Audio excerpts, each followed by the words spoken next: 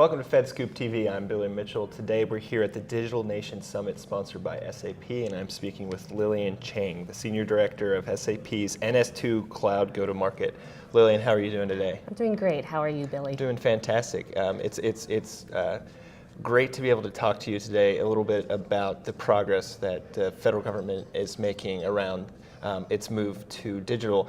And I wanted to start off by getting your perspective on just that and what that progress is. Would you consider it a success story, or how would you kind of measure what the federal government's done of late? So I definitely would say that the federal government has made a lot of progress in digital government. Since, in last 2012, the presidential memorandum building a 21st century digital government was released. Mm-hmm. There's been a lot of progress. What I've seen lately is in numerous reasons of why. Some of the technologies that were released are now stabilized and more mature and are considered less risk. Yeah. Those technologies such as cloud, mobile, or big data. Mm-hmm. Another reason why I think they're done very well is the government agencies had time to review the digital policies. Yeah. They're familiar with it, so they're in the process of implementing them. Yeah. Another reason is the federal agencies, a lot of the early adopters have actually put things in place already. Mm-hmm. So they're learning from that, the benefits. Like, for example, this morning, I live in Northern Virginia. Mm-hmm. I take the Dulles Toll Road. Yeah. I come across and I see the express lane. To me, that's a great example of government, Department of Transportation, utilizing sensors. Yeah. When you go in the express lane, it tries to figure out, okay, how much is it going to cost based on how much traffic there is. So, to me as a citizen, that's very helpful. It determines whether or not I'm going to use that express lane. Yeah. So, those are great examples of how federal governments have improved with their digital processes. Sure. You mentioned the DOT example, mm-hmm. and I'm curious if are there other anecdotes that you might have or specific examples of this kind of digital innovation occurring? Yeah, another example is with cloud. Yeah. So again, the White House was pushing, government agencies to use cloud. The Cloud First program came out. So initially, the government started, moving things like email, office automations, yeah. not, what we call important, critical, yeah. Solutions. Yeah. But as they got their feet wet and more comfortable, now what we're saying is government agencies are moving their financial systems, mm-hmm. their supply chain management, like enterprise workloads in the cloud. We actually assisted a large federal agency that moved their shared service into the cloud. Yeah. It was not a small environment. It was an enterprise workload, had over 200 systems, and they didn't move it just to the cloud. They actually took advantage of other technologies. They took the SAP HANA in-memory database, and they re-platformed it as well. Yeah. We performed this in a fixed budget and a tight timeline, and it was done very successfully. Yeah. And the benefits are great. It's not just for the customer, because the customer is able to make real-time smart decisions, but it also impacts the agencies where they're taking advantage of a cloud where as they grow more users, the demand and flexibility of cloud allows them to add more services.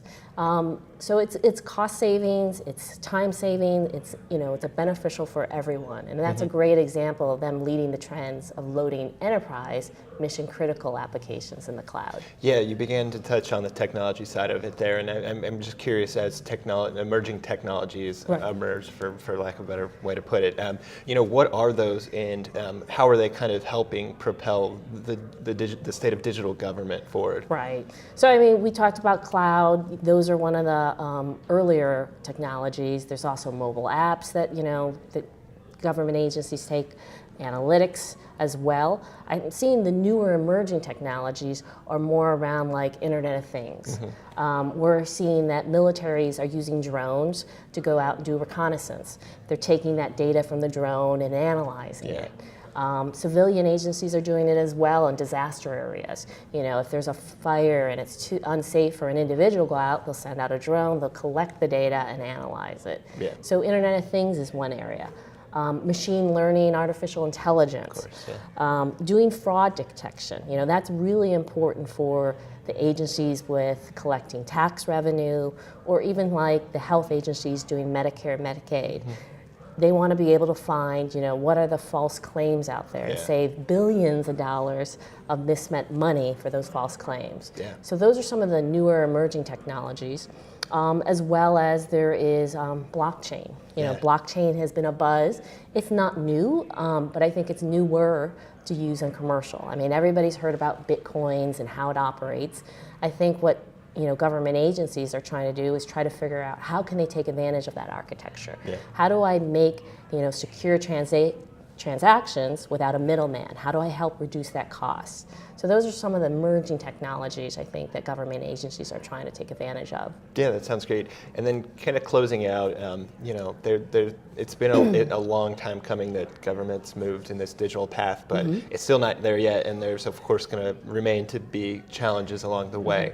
What are those that you see kind of maybe impeding the federal government in this move? So one of the biggest challenges I see is recruiting and retaining young digital skilled workforce.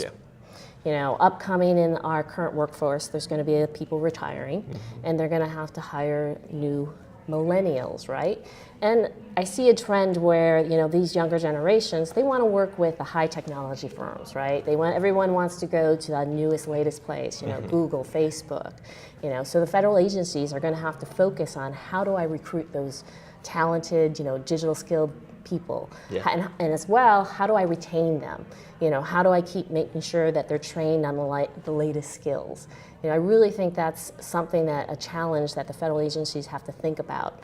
And I think one of the best ways to do it is by investing in the digital technologies, taking those projects, having them build them out, and actually probably do what commercial people do is advertise them. Yeah. You know what I mean? They have to advertise them and get people excited about it. I think that's the difference, is attracting that young digital skilled workforce and actually keeping them on board. Yeah.